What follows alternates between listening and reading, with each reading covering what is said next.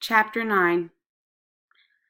Nugent Tai Mai was 14 years old and a freshman at Condon High School, which was on the other side of Bakersfield from where Willow Chance lived. She had a brother named Nugent Kwang Ha, who was a year older. Kwang Ha was a troublemaker. Mai was not. She was determined and deliberate in everything she did, and that quality attracted people to her. Mai had true confidence, or as she liked to see herself, she was born strong-willed, while a lot of the world was wishy-washy. Adults didn't intimidate her, and neither did strangers of any age, because Mai, as her mother reminded people, was born in the year of the dragon, and that meant nobility and power and strength. Starting the second week of class, on Thursday afternoons, the teenage kids caught a bus to the school district main offices for Kwang Ha's appointment in Del Duke's windowless mobile unit.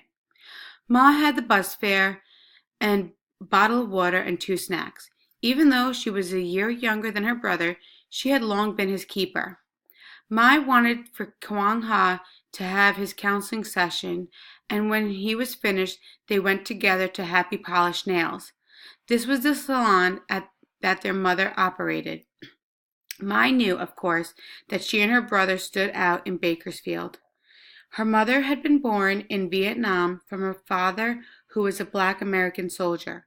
Because of this, Mai's mother, who was named Dung, had been an outcast. When the U.S. government gave teenage Dung a chance, she had left home and gone halfway around the world to California.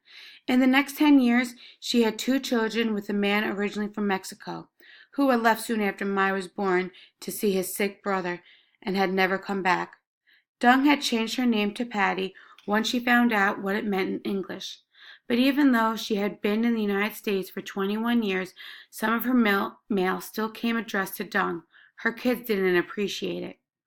Del had ignored, even more than usual, his regularly scheduled cases.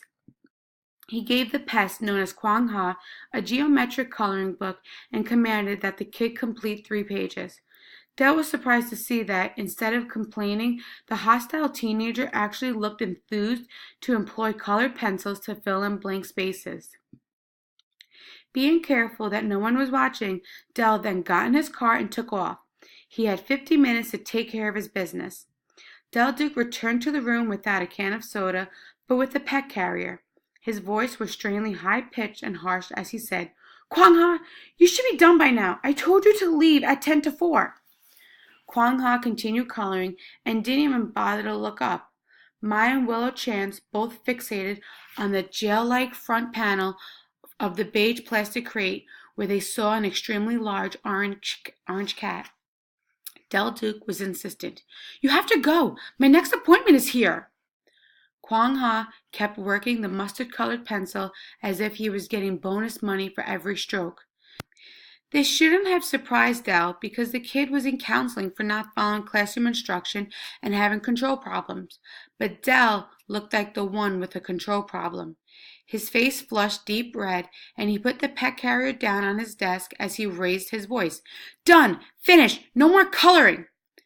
Willow seemed to be sucked back into her chair. And when that happened, Mai got to her feet. She was some kind of wild tiger unleashed into the airless room.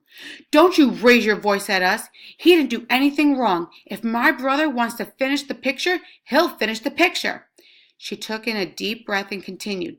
"He was supposed to have a counseling session, but you were gone the whole time. That's not right.